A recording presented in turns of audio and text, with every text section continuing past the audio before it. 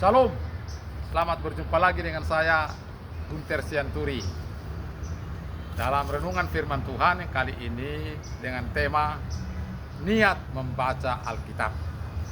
Saudara, apakah sebenarnya manusia itu?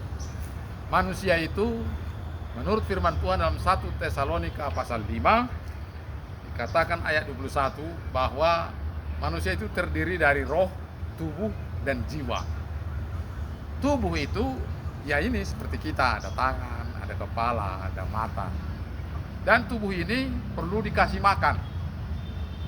Dan kita sudah kasih makan sehingga sehat 3 kali 1 hari. Tubuh ini juga satu saat akan berakhir dan kembali lagi menjadi debu.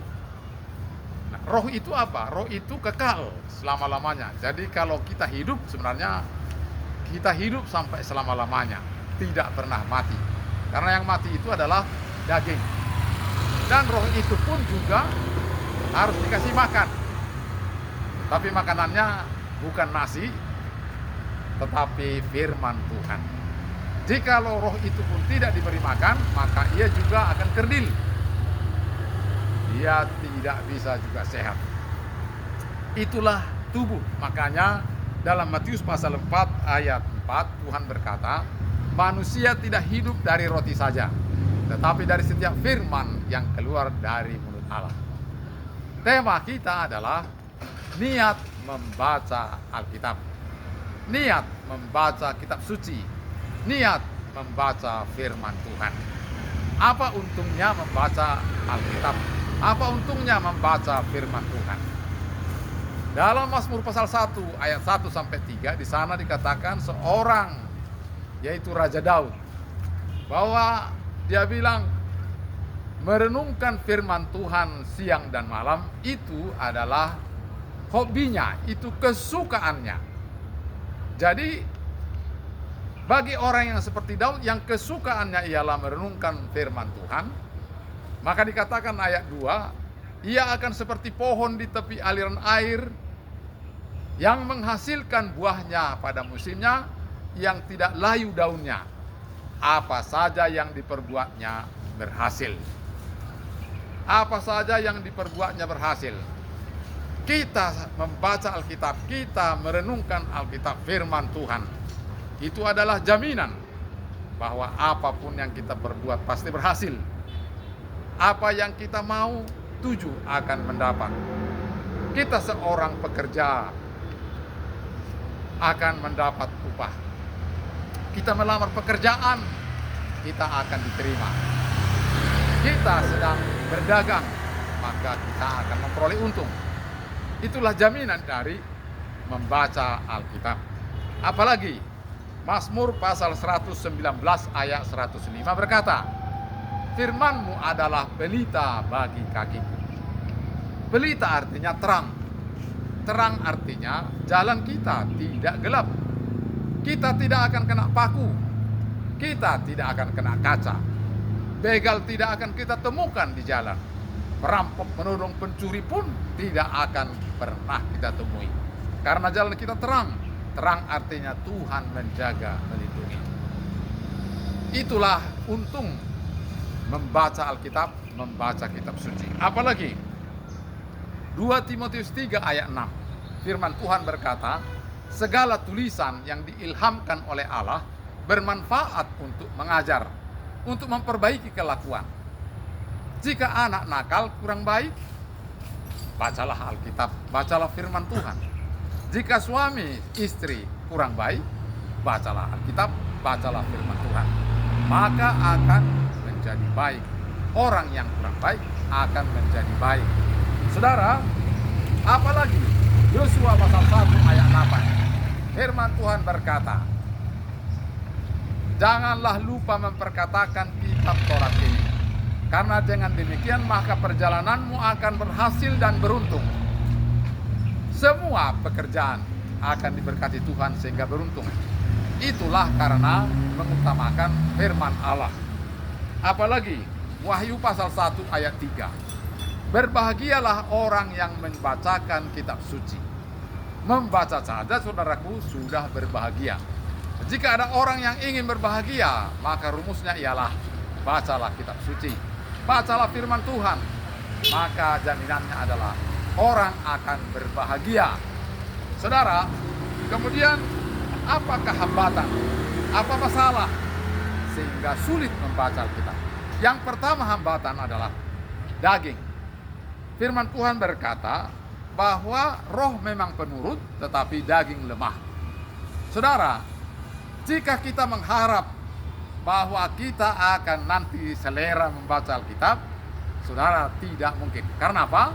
Karena ada daging yang tidak berniat untuk baca Alkitab. Lalu apa yang harus kita buat? Kita harus berjuang. Daging itu merupakan penghalang kita untuk membaca firman Tuhan. Karena daging kesukaannya ialah daging, hal-hal duniawi. Saudara, apalagi Matius pasal 26 ayat 41, daging itu dominan terhadap hal-hal duniawi, dominan menguasai kita, sehingga kita tidak lagi selera membaca kitab suci. Jadi yang harus kita lakukan adalah berjuang. Kemudian 2 Korintus 4 ayat 4, ada setan yang membutakan mata hati kita, sehingga kita tidak selera, kita tidak berniat. Oleh karena itu, Tuhanlah yang oleh karena orang lain berdoa untuk kita, maka kita akan bisa membaca Alkitab. Mata kita akan terbuka. Jadi ada perlu orang lain yang membela kita. Ada perlu hamba-hamba Tuhan yang perlu mendoakan kita. Saya, saudaraku, akan mendoakan saudara.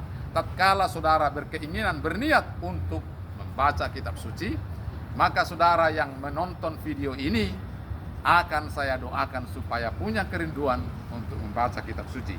Kemudian 2 Korintus 7 ayat 9, di situ bisa penderitaan membuat orang menjadi suka kepada Tuhan.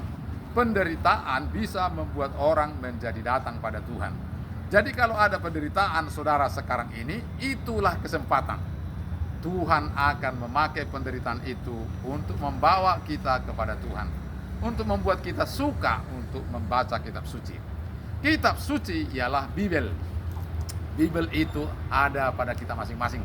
Sekarang Alkitab itu sudah ada juga di dalam handphone.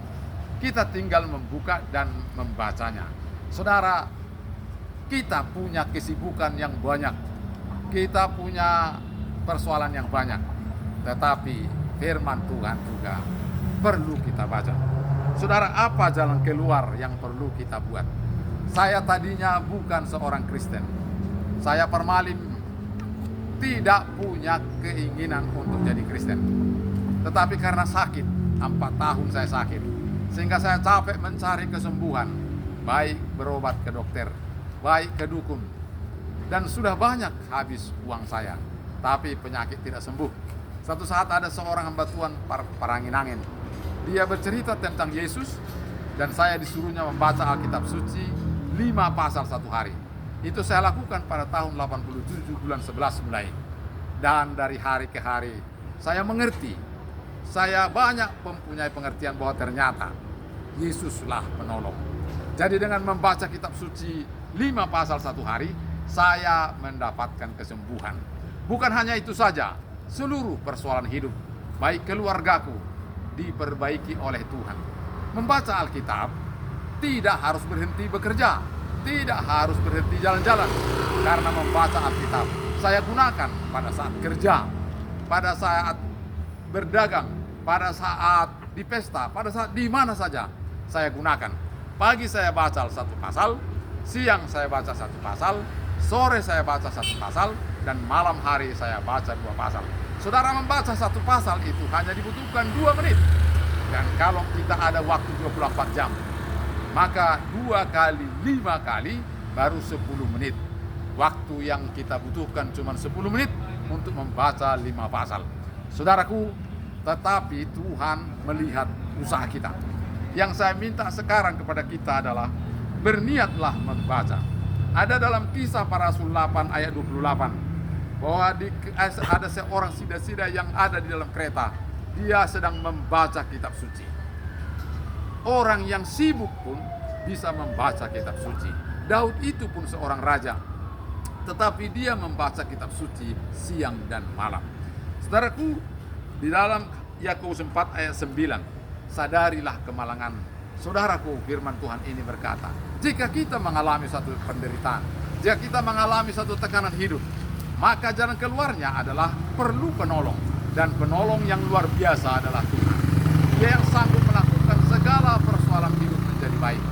Marilah datang kepada Tuhan. Siapakah Tuhan itu? Pastilah ada rahasianya di dalam kitab suci.